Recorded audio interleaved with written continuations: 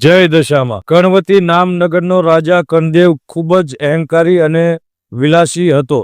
તેને અભિમાન અને ભોગ વિલાસનો કોઈ પાર ન હતો. તેને કમલાવતી નામની એક ગુણવતી અને ચરિત્રશીલી પત્ની હતી. તે જેટલી આસ્તિક હતી કર્ણદેવ એટલો જ નાસ્તિક હતો. રાણી કમલાવતી કર્ણદેવને ઘણીવાર સમજાવતી કે અભિમાન સારી વસ્તુ નથી. માણસને ધર્મ કામમાં પણ ધ્યાન આપવું જોઈએ. સુખ અને વૈભવ આજે છે કાલે નથી. પરંતુ રાજા રાણીની આ સલાહ માનવાના બદલે ઉલટો વધુ ને વધુ બગડવા લાગ્યો હતો. સુર અને સુંદરીના મદ અને પ્રેમમાં મસ્ત રહેવા લાગ્યો હતો. એક દિવસ નિરાશ થઈને રાણી મહેલના ઝરૂખા ઉપર ઊભી હતી. ત્યાં થોડી દૂર નદી કિનારે કેટલીઓ સ્ત્રીઓ ભેગી મળીને કંઈક વર્ત કરતા જોઈએ.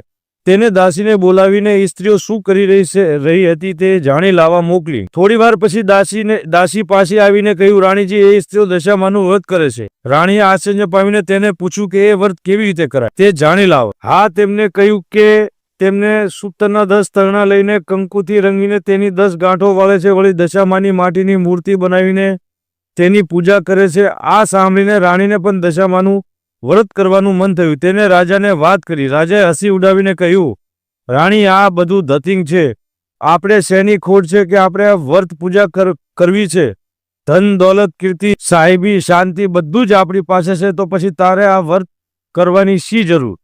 અને રાજાએ રાણીને દશામાનું વ્રત કરવાની શ્રીકૃષ્ણ ના પાડી દીધી. રાણી ઉદાસ થઈને ત્યાંથી જતી રહી. પરંતુ દશા માતાને પોતાનું આવું ઘોર અપમાન જોઈને ક્રોધિત થઈ ઉઠ્યા. તેને અભિમાની રાજાને પાઠ પડાવવાનું નક્કી કર્યું. બીજા દિવસે સૂર્ય ઉદય થતા જ પડોશી દેશનો રાજા લશ્કર લઈને કર્ણદેવ ઉપર ચડી આવ્યો. એકાએક આક્રમણમાં કર્ણદેવ હેપકાઈ ગયો અને લડાઈમાં હારી ગયો. પડોશી દેશના રાજાએ તેનું રાજપાટ ઝૂંટી લીધું. જીવ બચાવીને રાજા રાણી અને બંને કુંવરો નાસી છૂટ્યા. રસ્તામાં રાણીએ કહ્યું, તમે દશામાનો વ્રત કરવાની મનાઈ કરી હતી, તેથી માતાજીનો કોપ તમારી પર ઉતરો છે. આ સાંભળીને રાજાએ રાણીને મારી. આમ ભૂખ, તરસ, થાક તરફ વેઠતા વેઠતા રાજા રાણી અને બંને કુંવરો એક વાડીમાં પહોંચ્યા. ત્યાં થાક ઉતારવા બેઠા તો એકાએક વાડીના બધા જ ફૂલ કરમાઈ ગયા. રાજા રાણી અને બંને કુંવરો આ જોઈને હેપકાઈ ગયા. તા તો માળી આવી ચડ્યો. માળીએ પણ આ દ્રશ્ય જોઈને વિચાર કરવા લાગ્યો કે માનો ના માનો આ લોકો જરૂર કર્મી છે, નહીં તો હરીભરી લીલોતરી આમ એક ક્ષણમાં સૂકી ભટ્ટ થાય નહીં. તેને તેમને હળહુડ કરીને ત્યાંથી કાઢી મૂક્યા. રાજા રાણી અને બંને કુંવરો નિરાશ થઈને ત્યાંથી આગળ ચાલ્યા. ચાલતા ચાલતા થોડી દૂર ગયા પછી એક વાવ આવી. વાવ જોઈને બધાને પાણી પીવાનું મન થયું. કુંવરો તો ઝડપીથી ચાલતા ચાલતા વાવના પગથિયા ઉતરવા લાગ્યા. પરંતુ વાવમાં ગયેલા બંને કુંવરો અદેશ થઈ ગયા. રાજા રાણી બંને કલમુખ કલ્પી ઉઠ્યા.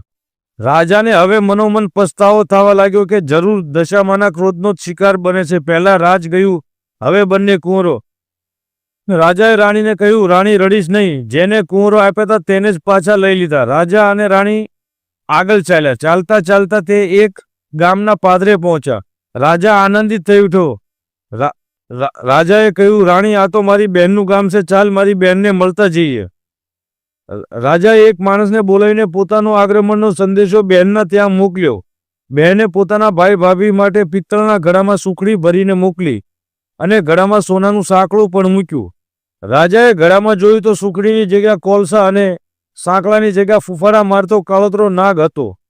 આ જોઈ રાજા ક્રોધથી રાતો પીળો થઈ ગયો. તેને માનવામાં આવ્યું કે તેની સગી બહેને તેના માટે સાપ મોકલ્યો હતો, પરંતુ તે હકીકત હતી. રાજા માથું પકડીને વિચાર કરવા લાગ્યો તો તેને સમજાવ્યું કે આ બધું દશામાના ક્રોધનો જ પરિણામ છે. આથી તેને ઘડો ભોંમાં દાટી દીધો. રાજા અને રાણી આગળ વધ્યા. ચાલતા ચાલતા એક નદી કિનારે એક ચીબડાની વાડી હતી. રાણીને ખૂબ જ ભૂખ લાગી હતી. તેને રખવાલાને એક ચીબડું આપવાનું કહ્યું. રખવાલાને રાણી ઉપર દયા આવી.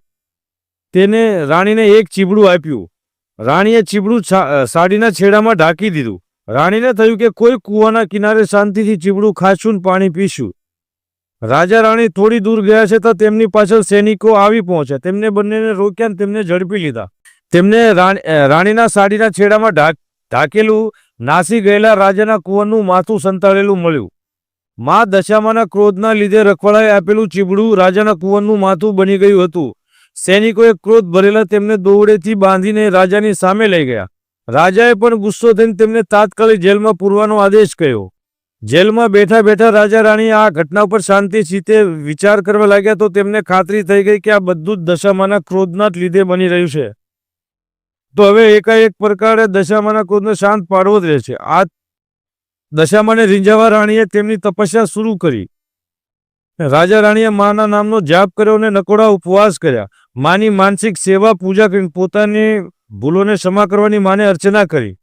રાજા રાણીની હાર્દિક ભક્તિ જોઈને દશામાં તેમની ઉપર પસંદ થઈ ગયા. તેમને સપનામાં દર્શન દીધા અને આશ્વાસન આપીને કહ્યું, ચિંતા કરશો નહીં, સૌ સારાવાના થશે.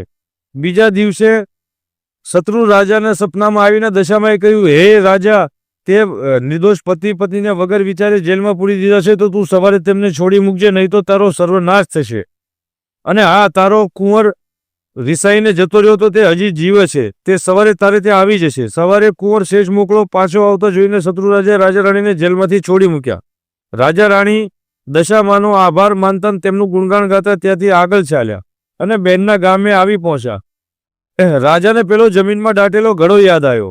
જમીન ખોદીને બહાર કાઢીને જોયું તો અંદર જોયું તો સુખડી અને સોનાનું સાંકળું હતું. બહેનને પણ પોતાના ભાઈ ભાભીની આગમનની ખબર પડી. ભાઈ ભાભીને લેવા સામે આવી. થોડા દિવસે પોતાને ત્યાં રાખીને બંનેની સ્વાગત કરીને પછી રાજા રાણીએ બહેનની વિદાય લીધી અને આગળ ચાલ્યા. ચાલતા ચાલતા પેલી વાવ પાછળ પહોંચ્યા, જ્યાં તેમના બંને કુંવરો અદૃશ્ય થઈ ગયા હતા. વાવમાં ગયા તો એક ડોશીમાં બંને કુંવરો લઈને તેમની રાહ જોતા હતા. રાજાએ પૂછ્યું કે આ કુંવરો તમને ક્યાંથી મળ્યા?